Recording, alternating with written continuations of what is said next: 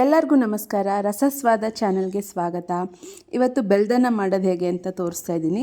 ಇವತ್ತು ಶುಕ್ರವಾರ ಆಗಿರೋದ್ರಿಂದ ದೇವಿಗೆ ತುಂಬ ಪ್ರಿಯವಾದಂಥ ನೈವೇದ್ಯ. ಎಲ್ಲರೂ ಟ್ರೈ ಮಾಡಿ. ಮೊದಲಿಗೆ ಒಂದು ಬೌಲಷ್ಟು ಅಕ್ಕಿನ ತಗೊಂಡು ತೊಳ್ಕೊಂಡು ಅನ್ನ ಮಾಡ್ಕೋಬೇಕು. ಒಂದು 3 ಲೋಟದಷ್ಟು ನೀರು ಹಾಕ್ಕೊಳ್ಳಿ.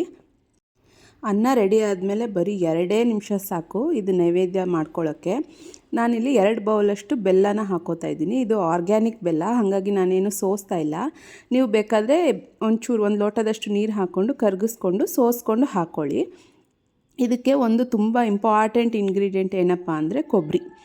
ಮತ್ತು ಇದಕ್ಕೆ ಬೆಲ್ಲದನ್ನಕ್ಕೆ ಹಾಲೆಲ್ಲ ಹಾಕಬಾರ್ದು. ಹೆಸ್ರುಬೇಳೆ ಹಾಲು ಎಲ್ಲ ಹಾಕಿದ್ರೆ ಅದು ಪೊಂಗಲ್ ಆಗಿಬಿಡುತ್ತೆ. ಇದು ಬರೀ ಅಕ್ಕಿ ಅಲ್ಲಿ ಅಷ್ಟೇ ಮಾಡಬೇಕು. ಮತ್ತು ತುಪ್ಪದಲ್ಲಿ ಕೊಬ್ಬರಿನ ಈ ಥರ ಸಣ್ಣಗೆ ಹೆಚ್ಕೊಂಡು ಈ ಥರ ಗೋಲ್ಡನ್ ಬ್ರೌನ್ ಆಗೋವರೆಗೂ ಹುರ್ಕೊಂಡು ಹಾಕ್ಕೋಬೇಕು. ನೀವು ಬೇಕಾದ್ರೆ ತುರಿದು ಸಹ ಹಾಕ್ಕೋಬೋದು. ಈ ಥರ ಹೆಚ್ಚಿ ಗೋಲ್ಡನ್ ಬ್ರೌನ್ ಆಗೋವರೆಗೂ ಹುರ್ಕೊಂಡು ಹಾಕ್ಕೊಳ್ಳೋದು ದೇವಿಗೆ ತುಂಬ ಪ್ರಿಯ ಅಂತ ಹೇಳ್ತಾರೆ. ಹಾಗಾಗಿ ನಾನು ಇದೇ ಥರ ಮಾಡ್ತಾಯಿದ್ದೀನಿ. ನಿಮ್ಗೆ ಈ ಥರ ಹೆಚ್ಚಿರೋದು ಇಷ್ಟ ಆಗಲ್ಲ ಅಂದರೆ ತುರಿದಿರೋದು ಸಹ ಹಾಕ್ಕೋಬೋದು.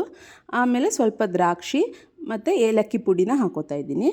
ಆಮೇಲೆ ಅದೇ ಬೌಲ್ಗೆ ಇನ್ನೊಂದು ಸ್ವಲ್ಪ ತುಪ್ಪ ಹಾಕ್ಕೊಂಡು ಮತ್ತು ಬಾದಾಮಿ ಗೋಡಂಬಿ ಎರಡೂ ಚೆನ್ನಾಗಿ ಗೋಲ್ಡನ್ ಬ್ರೌನ್ ಆಗೋವರೆಗೂ ರೋಸ್ಟ್ ಮಾಡ್ಕೋಬೇಕು. ಚೆನ್ನಾಗಿ ಗೋಲ್ಡನ್ ಬ್ರೌನ್ ಆದಮೇಲೆ ಅದನ್ನು ಸಹ ಇದಕ್ಕೆ ಮಿಕ್ಸ್ ಮಾಡಿಕೊಂಡು ತಿರುಗಿಸ್ಕೋಬೇಕು. ಅಷ್ಟೇ, ತುಂಬ ಸಿಂಪಲ್ ಆ್ಯಂಡ್ ಈಸಿ. ಎಷ್ಟು ಫಾಸ್ಟಾಗಿ ಆಗುತ್ತೆ. ಅನ್ನ ರೆಡಿ ಆದರೆ ಬರೀ 2 ನಿಮಿಷ ಸಾಕು.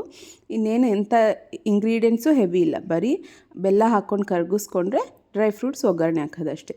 ಈಗ ಇದೊಂದು ಮೇಯ್ನ್ ಇಂಗ್ರೀಡಿಯೆಂಟ್ ಏನಪ್ಪ ಅಂದರೆ ಟೆಂಪಲ್ ಸ್ಟೈಲಲ್ಲೇ ಬರುತ್ತೆ ಇದು ಪ್ರಸಾದ, ಪಚ್ಕರ್ಪೂರ.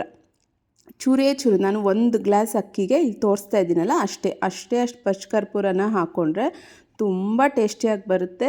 ಸೇಮ್ ಟೆಂಪಲಲ್ಲೆಲ್ಲ ಹೇಗಿರುತ್ತೆ ಅದೇ ಥರ ಬರುತ್ತೆ ಟೇಸ್ಟು.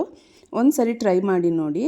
ಆದರೆ ಜಾಸ್ತಿ ಹಾಕಬಾರ್ದು, ತುಂಬ ಕಹಿ ಆಗಿಬಿಡುತ್ತೆ. ಸ್ವಲ್ಪ ಒಂದು ಚಿಟಿಕೆ ಅಷ್ಟು ಮಾತ್ರ ಹಾಕಬೇಕು. ಆಮೇಲೆ ಹುರ್ಕೊಂಡಿರೋ ಡ್ರೈ ಫ್ರೂಟ್ಸ್ ಎಲ್ಲ ಹಾಕಿ ಮಿಕ್ಸ್ ಮಾಡಿಕೊಂಡ್ರೆ ಬೆಲ್ದನ ರೆಡಿ.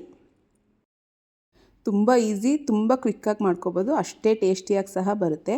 ಮತ್ತು ಇನ್ನೊಂದೇನಪ್ಪ ಅಂದರೆ ಯಾವುದೇ ನೈವೇದ್ಯ ಆಗಲಿ ಅಥವಾ ಅಡುಗೆ ಪ್ರಿಪೇರ್ ಮಾಡುವಾಗ ದೇವ್ರ ನಾಮ ಹೇಳ್ಕೊಂಡು ಮಾಡಿ, ಖಂಡಿತ ಚೆನ್ನಾಗಿ ಬರುತ್ತೆ. Thank you for watching.